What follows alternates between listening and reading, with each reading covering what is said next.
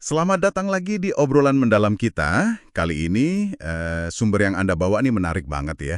Fokusnya ke satu pertanyaan yang kayaknya sering banget kita hadapi.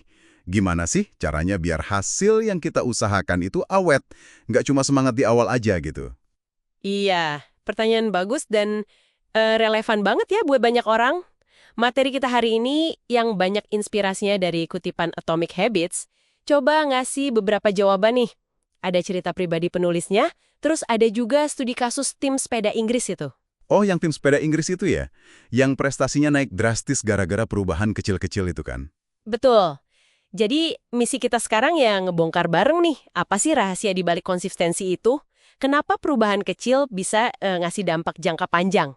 Yuklah kita telusuri. Oke, siap. Nah, yang pertama sering disebut tuh soal fase datar di awal.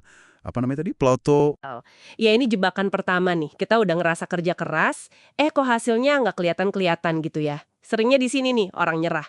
Padahal perubahan kecil itu butuh waktu buat, numpuk. Ah, iya ya. Kayak analogi es batu di materi itu ya. Yang dipanasin dari -25 ke -5, -1 derajat, kelihatannya nggak ada apa-apa. Es ya tetap es. Nah, itu dia. Tapi kan bukan berarti usahanya sia-sia. Energinya tuh kesimpan. Nanti pas di 0 derajat, baru deh kelihatan hasilnya, mulai cair. Berarti intinya, kalau lagi ngerasa stuck, jangan keburu nyerah ya. Justru itu tandanya lagi ngisi tenaga gitu. Persis, konsistensi pas lagi di fase datar ini justru krusial banget. Hasil paling kuat itu seringnya datangnya belakangan setelah akumulasi tadi. Oke. Jadi sabar dan terus jalan itu kuncinya. Terus ada lagi nih soal fokus. Katanya bedain antara fokus ke tujuan sama fokus ke sistem. Nah ini gimana nih kaitannya sama hasil awet? Gini, tujuan itu kan hasil akhir ya. Misal mau nurunin berat badan 10 kilo. Sistem itu prosesnya, kebiasaannya, misalnya olahraga tiap pagi, nggak makan gorengan, tidur 7 jam. Terus kenapa bedain ini penting? Karena kalau fokusnya cuma ke tujuan, pas udah tercapai, ya udah, selesai. Seringkali motivasinya hilang, terus balik lagi ke kebiasaan lama, efek yoyo gitulah. Ah benar juga, sering ngalamin tuh. Jadi kalau fokus ke sistem, Kalau fokus ke sistem, kepuasannya itu ada di proses ngejalaninnya. Anda membangun identitas sebagai orang yang misalnya hidup sehat, bukan cuma ngejar angka di timbangan. Kayak kata sumbernya, perbaiki inputnya, sistem, outputnya, hasil bakal ngikut sendiri. Ini yang bikin tahan lama. perbaiki input, output ngikutin. Oke, jadi sistem ini kayak fondasinya ya. Nah, katanya ada yang lebih dalam lagi nih dari sistem, soal identitas. Ini di mana maksudnya? Kok bisa lebih kuat? Nah, ini mungkin yang paling fundamental. Perubahan yang benar-benar nempel itu dasarnya perubahan identitas.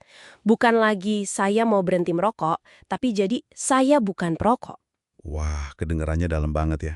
Iya, karena perilaku yang nggak sejalan sama cara kita mandang diri sendiri itu, susah banget dipertahanin. Anda mungkin pengen lari pagi, tapi kalau dalam hati Anda masih ngerasa, saya ini orang yang males gerak, ya bakal susah konsistennya. Terus gimana dong cara ngubah identitas? Kayaknya susah banget. Kan nyata, pergi manicure. Tindakan itu ngasih sinyal ke otaknya. Oh, saya ini tipe orang yang rawat kuku.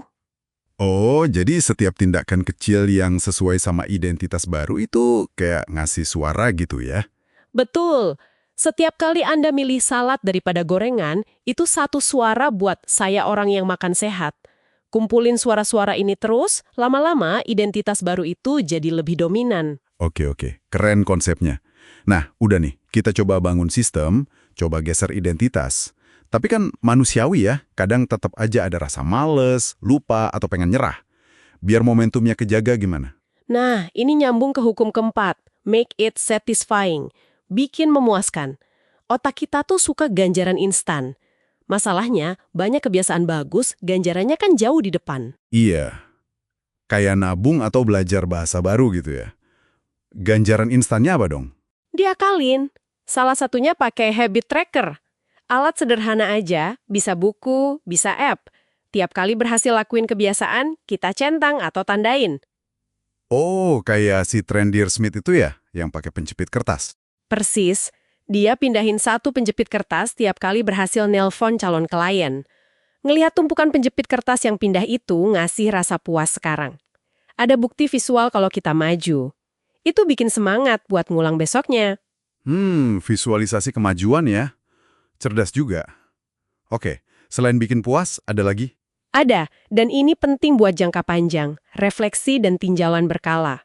Jangan sampai kebiasaan jalan otomatis, tapi ternyata udah nggak efektif atau nggak relevan lagi. Maksudnya gimana tuh? Ya, perlu ada waktu buat berhenti sejenak. Evaluasi, apakah kebiasaan ini masih ngebantu capai tujuan? Perlu ada yang diubah nggak? Kayak pelatih basket Pat Riley yang punya program Career Best Effort buat review pemainnya, atau penulisnya sendiri yang bikin tinjauan tahunan. Oke, jadi review rutin itu penting ya?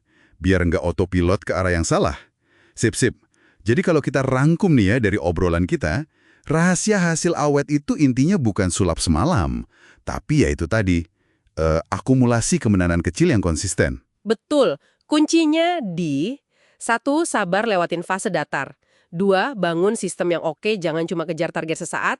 3. Geser identitas jadi tipe orang yang kita inginkan. 4.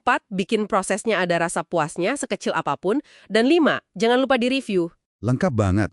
Nah, mungkin ini bisa jadi bahan renungan buat Anda yang dengerin ya. Coba lihat lagi tujuan jangka panjang Anda. Apakah sistem sama kebiasaan Anda sehari-hari sekarang ini udah bener-bener nyambung sama tipe orang yang Anda mau jadi? Atau jangan-jangan selama ini fokusnya cuma ngejar hasil akhir, tapi lupa ngebangun fondasi identitas dan sistem yang justru bikin hasil itu bisa bertahan lama. Coba deh direnungkan lagi.